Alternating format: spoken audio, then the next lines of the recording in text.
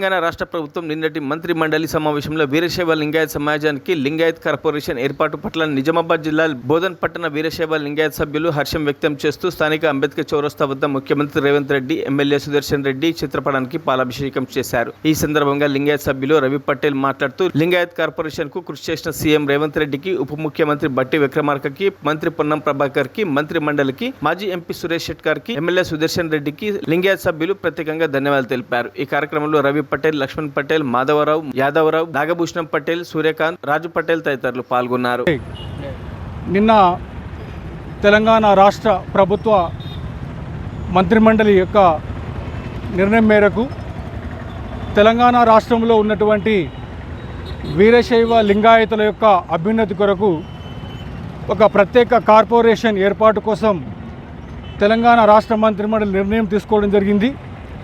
ఈ నిర్ణయాన్ని మేము పూర్తిగా స్వాగతిస్తున్నాం.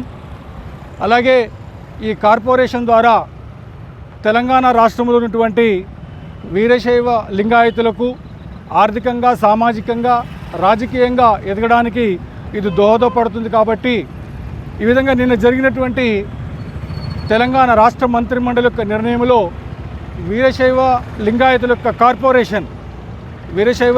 యొక్క కార్పొరేషన్ ఏర్పాటు చేయడం అనేది నిర్ణయం తీసుకోవడంతో మేము ఈ తెలంగాణ ప్రభుత్వానికి పూర్తిగా కృతజ్ఞతలై ధన్యవాదాలు తెలియజేసుకుంటున్నాము.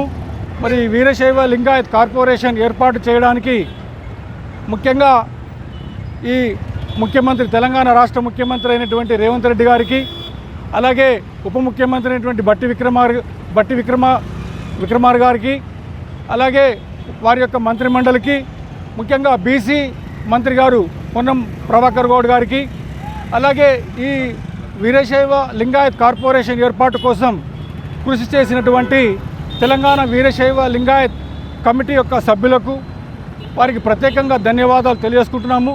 మరిన్ని అప్డేట్స్ కోసం మా ఛానల్ని సబ్స్క్రైబ్ చేయండి.